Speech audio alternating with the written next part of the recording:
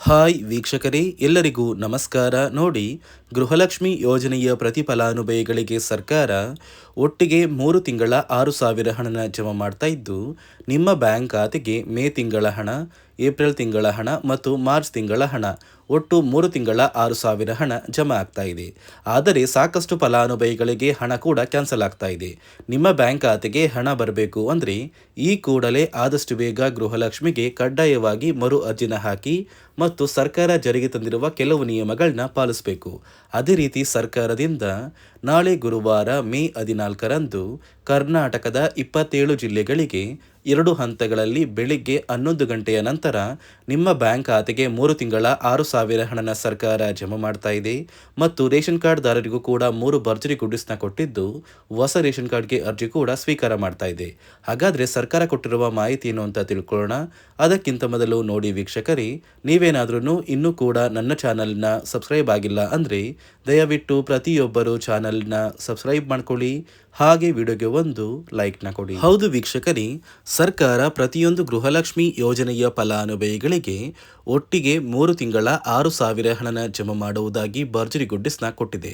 ನಿಮ್ಮ ಬ್ಯಾಂಕ್ ಖಾತೆಗೆ ಮೇ ತಿಂಗಳ 31ನೇ ಕಂತು, ಏಪ್ರಿಲ್ ತಿಂಗಳ 30ನೇ ಕಂತು ಹಾಗೂ ಮಾರ್ಚ್ ತಿಂಗಳ 29ನೇ ಕಂತು ಪ್ರತಿಯೊಂದು ಫಲಾನುಭವಿಗಳಿಗೆ ಒಟ್ಟಿಗೆ 3 ತಿಂಗಳ ಗೃಹಲಕ್ಷ್ಮಿ ಯೋಜನೆಯ 6,000 ಹಣನ ಜಮಾ ಮಾಡ್ತೀವಿ ಅಂತ ಸರ್ಕಾರ ಭರ್ಜರಿ ಗುಡ್ಡಿಸ್ನ ಕೊಟ್ಟಿದ್ದು, ಈಗಾಗಲೇ ಫಲಾನುಭವಿಗಳಿಗೆ ಹಣ ಜಮಾ ಆಗೋದಕ್ಕೆ ಶುರುವಾಗಿದೆ. ಆದರೆ ಸುಮಾರು 2ರಿಂದ 3 ಲಕ್ಷಕ್ಕಿಂತ ಅಧಿಕ ಮಹಿಳೆಯರಿಗೆ ಇನ್ನು ಮುಂದೆ ಗೃಹಲಕ್ಷ್ಮಿ ಹಣ ಕೂಡ ಕ್ಯಾನ್ಸಲ್ ಆಗಿದೆ.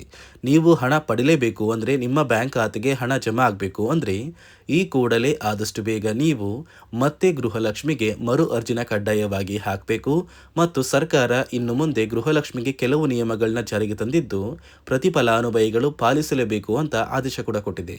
ಹಾಗಾದರೆ ಸರ್ಕಾರದಿಂದ ಏನೆಲ್ಲ ಹೊಸ ಮಾಹಿತಿ ಬಂದಿದೆ ಮತ್ತು ಹೊಸ ನಿಯಮಗಳು ಬಂದಿದೆ ಅಂತ ಕೂಡ ತಿಳಿಸ್ಕೊಡ್ತೀನಿ.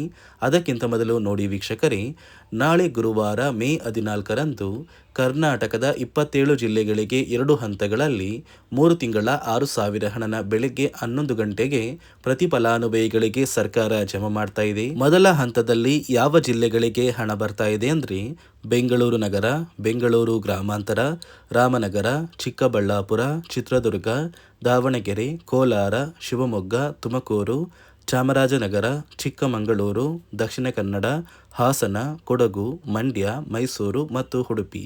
ಎರಡನೆಯ ಹಂತದಲ್ಲಿ ಬಾಗಲಕೋಟೆ, ಬೆಳಗಾವಿ, ವಿಜಯಪುರ, ಧಾರವಾಡ, ಗದಗ, ಹಾವೇರಿ, ಉತ್ತರ ಕನ್ನಡ, ಬಳ್ಳಾರಿ, ಬೀದರ್, ಕಲಬುರಗಿ, ಕೊಪ್ಪಳ, ರಾಯಚೂರು, ಯಾದಗಿರಿ ಮತ್ತು ವಿಜಯನಗರ ಈ ಜಿಲ್ಲೆಗಳಿಗೂ ಹಣ ಬರ್ತಾ ಇದ್ದು, ಪ್ರತಿಯೊಂದು ಫಲಾನುಭವಿಗಳ ಬ್ಯಾಂಕ್ ಖಾತೆಗೆ ಆದಷ್ಟು ಬೇಗ 3 ತಿಂಗಳ 6,000 ಹಣ ಬಂದೇ ಬರುತ್ತೆ.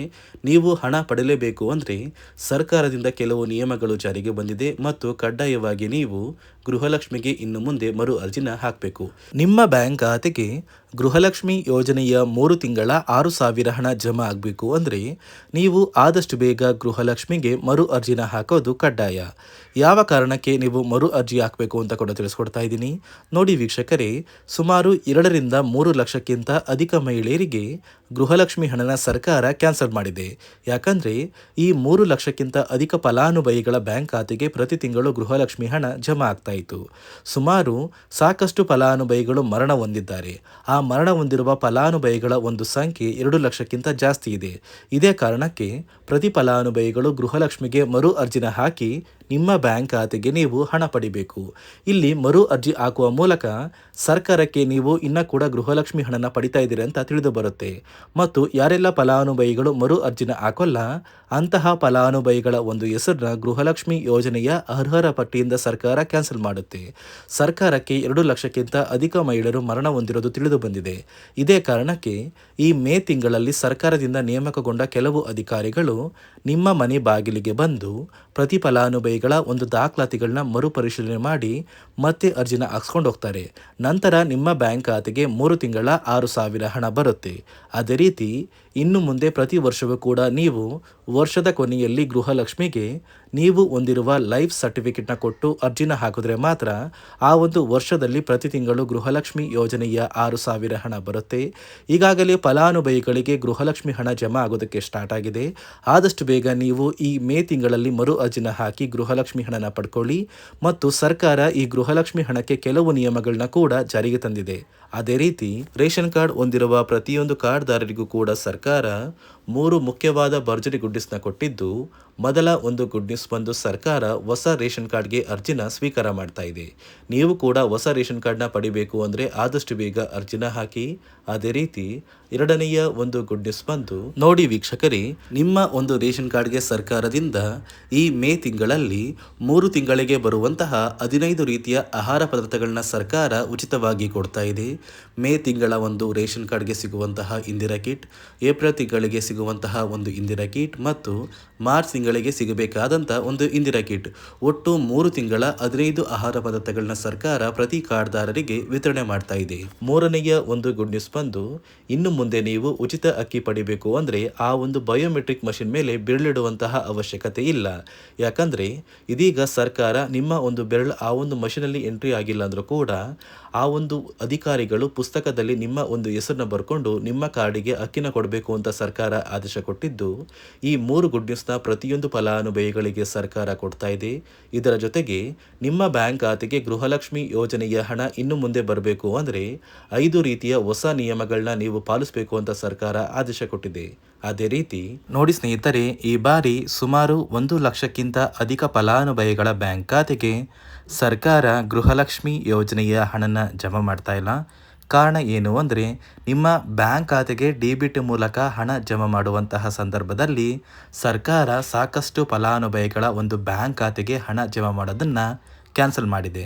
ಯಾಕಂದರೆ ಇತ್ತೀಚೆಗೆ ಹಣಕಾಸು ಇಲಾಖೆ ಜಾರಿಗೆ ತಂದಿರುವ 5 ನಿಯಮಗಳ ಆಧಾರದ ಮೇಲೆ ಪ್ರತಿಯೊಂದು ಫಲಾನುಭವಿಗಳಿಗೆ ಸರ್ಕಾರ ಈ ಒಂದು ಹಣನ ಜಮಾ ಮಾಡ್ತಾ ಇದ್ದು, ಯಾರೆಲ್ಲ ಫಲಾನುಭವಿಗಳು ಈ ನಿಯಮಗಳನ್ನ ಪಾಲಿಸಿಲ್ಲ ನಿಮ್ಮ ಬ್ಯಾಂಕ್ ಖಾತೆಗೂ ಕೂಡ ಹಣ ಜಮಾ ಆಗೋದಿಲ್ಲ. ಹಾಗಾದರೆ ಬನ್ನಿ ಸ್ನೇಹಿತರೆ, ಸರ್ಕಾರ ಜಾರಿಗೆ ತಂದಿರುವ ಆ 5 ಹೊಸ ನಿಯಮಗಳು ಏನು ಅಂತ ನಾನು ನಿಮಗೆ ತಿಳಿಸ್ಕೊಡ್ತಾ ಇದ್ದೀನಿ. ನೋಡಿ ಸ್ನೇಹಿತರೆ, ಮೊದಲನೆಯ ಒಂದು ನಿಯಮ ಬಂದು, ಸಾಕಷ್ಟು ಫಲಾನುಭವಿಗಳು ಹೊಂದಿರುವಂತಹ ಒಂದು ರೇಷನ್ ಕಾರ್ಡ್ ಏನಿದೆ, ಆ ಒಂದು ರೇಷನ್ ಕಾರ್ಡ್ನ ಮನೆಯ ಸದಸ್ಯರ ಪ್ರತಿಯೊಬ್ಬರ ಒಂದು ಆಧಾರ್ ಕಾರ್ಡ್ನ ನಿಮ್ಮ ರೇಷನ್ ಕಾರ್ಡ್ಗೆ ಕಡ್ಡಾಯವಾಗಿ ಲಿಂಕ್ ಮಾಡಿಸ್ಬೇಕು. ಅಂದರೆ ಈ ಒಂದು ಲಿಂಕ್ ಮಾಡಿಸುವಂತಹ ಒಂದು ಪ್ರೊಸೀಜರ್ಗೆ ಸರ್ಕಾರ KYC ಅಂತ ಕರೀತಾರೆ. ನಿಮ್ಮ ರೇಷನ್ ಕಾರ್ಡ್ಗೆ ಇನ್ನೂ ಸಹ KYC ಆಗಿಲ್ಲ ಅಂದರೆ ನಿಮ್ಮ ಬ್ಯಾಂಕ್ ಖಾತೆಗೆ ಸರ್ಕಾರ ಮುಂದಿನ ದಿನಗಳಲ್ಲಿ ಗೃಹಲಕ್ಷ್ಮಿ ಯೋಜನೆಯ ಹಣನ ಕ್ಯಾನ್ಸಲ್ ಮಾಡುತ್ತೆ. ಅದೇ ರೀತಿ ಎರಡನೆಯ ಒಂದು ನಿಯಮ ಬಂದು, ಸಾಕಷ್ಟು ಫಲಾನುಭವಿಗಳು ಕಳೆದ 3 ತಿಂಗಳಿಂದ ಸರ್ಕಾರದಿಂದ ಬರ್ತಾ ಇರುವಂತಹ ಒಂದು ರೇಷನ್ ಏನಿದೆ, ಅಂದರೆ ಉಚಿತ ಅಕ್ಕಿ ಏನಿದೆ, ಈ ಒಂದು ರೇಷನ್ನ ಪಡ್ಕೋತಾ ಇಲ್ಲ. ಒಂದು ವೇಳೆ ಕಳೆದ 3 ತಿಂಗಳಿಂದ ನೀವು ರೇಷನ್ನ ಪಡ್ಕೊಂಡಿಲ್ಲ ಅಂದರೆ ಸರ್ಕಾರ ನಿಮ್ಮ ಬಳಿ ಇರುವಂತಹ ಒಂದು ರೇಷನ್ ಕಾರ್ಡ್ನ ಕ್ಯಾನ್ಸಲ್ ಮಾಡುತ್ತೆ. ನಿಮ್ಮ ರೇಷನ್ ಕಾರ್ಡ್ನ ಸರ್ಕಾರ ಕ್ಯಾನ್ಸಲ್ ಮಾಡಿದ್ರೆ ನಿಮ್ಮ ಬ್ಯಾಂಕ್ ಖಾತೆಗೆ ಗೃಹಲಕ್ಷ್ಮಿ ಯೋಜನೆಯ ಹಣ ಇರ್ಬೋದು ಮತ್ತು ಸರ್ಕಾರದಿಂದ ಬರುವಂತಹ ಒಂದು ಸೌಲಭ್ಯಗಳನ್ನ ನೀವು ಕಳ್ಕೋಬೇಕಾಗುತ್ತೆ. ಅದೇ ರೀತಿ ಮೂರನೆಯ ಒಂದು ನಿಯಮ ಬಂದು, ನೋಡಿ ಸ್ನೇಹಿತರೆ, ನಿಮ್ಮ ಬಳಿ ಇರುವಂತಹ ಒಂದು ಆಧಾರ್ ಕಾರ್ಡ್ ಏನಿದೆ, ಆ ಒಂದು ಆಧಾರ್ ಕಾರ್ಡ್ನ ಕಳೆದ 15 ವರ್ಷಗಳಲ್ಲಿ ನೀವು ಯಾವುದೇ ರೀತಿಯ ಒಂದು ತಿದ್ದುಪಡಿನ ಮಾಡಿಸಿಲ್ಲ ಅಂದರೆ ನಿಮ್ಮ ಬ್ಯಾಂಕ್ ಖಾತೆಗೆ ಸರ್ಕಾರ ಗೃಹಲಕ್ಷ್ಮಿ ಯೋಜನೆಯ ಹಣನ ಕ್ಯಾನ್ಸಲ್ ಮಾಡುತ್ತೆ. ಯಾಕಂದರೆ ಸರ್ಕಾರದಿಂದ ಬಂದಿರುವಂತಹ ಒಂದು ಆದೇಶದ ಪ್ರಕಾರ ಪ್ರತಿಯೊಂದು ಫಲಾನುಭವಿಗಳು ಕಳೆದ 15 ವರ್ಷಗಳಲ್ಲಿ ಯಾವುದೇ ರೀತಿಯ ಒಂದು ತಿದ್ದುಪಡಿನ ನಿಮ್ಮ ಆಧಾರ್ ಕಾರ್ಡ್ಗೆ ನೀವು ಮಾಡಿಸಿಲ್ಲ ಅಂದರೆ ಕಡ್ಡಾಯವಾಗಿ ಆದಷ್ಟು ಬೇಗ ನಿಮ್ಮ ಆಧಾರ್ ಕಾರ್ಡ್ಗೆ ತಿದ್ದುಪಡಿನ ಮಾಡಿಸಿ. ಅದೇ ರೀತಿ ನಾಲ್ಕನೆಯ ಒಂದು ನಿಯಮ ಬಂದು, ನಿಮ್ಮ ಕುಟುಂಬದ ಒಂದು ವಾರ್ಷಿಕ ಆದಾಯ 7 ಲಕ್ಷಕ್ಕಿಂತ ಕಡಿಮೆ ಇರಬೇಕು. ಒಂದು ವೇಳೆ ನಿಮ್ಮ ಕುಟುಂಬದ ವಾರ್ಷಿಕ ಆದಾಯ 7 ಲಕ್ಷಕ್ಕಿಂತ ಜಾಸ್ತಿ ಇದ್ದರೆ ನಿಮ್ಮ ಬ್ಯಾಂಕ್ ಖಾತೆಗೆ ಸರ್ಕಾರ ಗೃಹಲಕ್ಷ್ಮಿ ಯೋಜನೆಯ ಹಣನ ಕ್ಯಾನ್ಸಲ್ ಮಾಡುತ್ತೆ.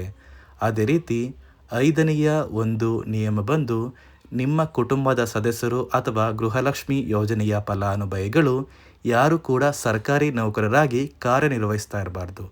ಒಂದು ವೇಳೆ ನಿಮ್ಮ ಕುಟುಂಬದಲ್ಲಿ ಯಾರೇ ಆಗಿದ್ರೂ ಸರ್ಕಾರಿ ನೌಕರರಾಗಿ ಕಾರ್ಯನಿರ್ವಹಿಸ್ತಾ ಇದ್ದರೆ ನಿಮ್ಮ ಬ್ಯಾಂಕ್ ಖಾತೆಗೆ ಗೃಹಲಕ್ಷ್ಮಿ ಯೋಜನೆಯ ಹಣ ಕ್ಯಾನ್ಸಲ್ ಆಗುತ್ತೆ. ಈ 5 ನಿಯಮಗಳ ಆಧಾರದ ಮೇಲೆ ಪ್ರತಿಯೊಂದು ಫಲಾನುಭವಿಗಳಿಗೆ ಸರ್ಕಾರ ಹಣ ಜಮಾ ಮಾಡ್ತಾ ಇದೆ. ಒಂದು ವೇಳೆ ನೀವು ಈ 5 ನಿಯಮಗಳನ್ನ ಪಾಲಿಸಿಲ್ಲ ಅಂದರೆ ನೀವು ಕೂಡ ಗೃಹಲಕ್ಷ್ಮಿ ಯೋಜನೆಯ ಹಣದಿಂದ ವಂಚಿತರಾಗಬೇಕಾಗುತ್ತೆ. ನೋಡಿ ವೀಕ್ಷಕರೇ, ಸರ್ಕಾರದಿಂದ ನಾಳೆ ಗುರುವಾರ ಮೇ 14ರಂದು ಕರ್ನಾಟಕದ 27 ಜಿಲ್ಲೆಗಳಿಗೆ 2 ಹಂತಗಳಲ್ಲಿ 3 ತಿಂಗಳ ಗೃಹಲಕ್ಷ್ಮಿ ಯೋಜನೆಯ 6,000 ಹಣ ಜಮಾ ಆಗ್ತಾ ಇದೆ. ಆದಷ್ಟು ಬೇಗ ಪ್ರತಿಯೊಂದು ಫಲಾನುಭವಿಗಳಿಗೆ ಗೃಹಲಕ್ಷ್ಮಿ ಹಣ ಬರುತ್ತೆ ಮತ್ತು ರೇಷನ್ ಕಾರ್ಡ್ದಾರರಿಗೂ ಕೂಡ ಸರ್ಕಾರ ಭರ್ಜರಿ ಗುಡ್ಡಿಸ್ನ ಕೊಟ್ಟಿದೆ ಅಂತ ಹೇಳ್ತಾ, ಇದಿಷ್ಟು ಸರ್ಕಾರದಿಂದ ಬಂದಿರುವ ಹೊಸ ಮಾಹಿತಿಯಾಗಿದೆ. ನಾನು ಕೊಟ್ಟಿರುವ ಮಾಹಿತಿ ನಿಮಗೆ ಇಷ್ಟ ಆಗಿದ್ದಲ್ಲಿ ದಯವಿಟ್ಟು ಪ್ರತಿಯೊಬ್ಬರು ನನ್ನ ಚಾನಲ್ನ ಸಬ್ಸ್ಕ್ರೈಬ್ ಮಾಡ್ಕೊಳ್ಳಿ, ಹಾಗೆ ವಿಡಿಯೋಗೆ ಒಂದು ಲೈಕ್ನ ಕೊಡಿ.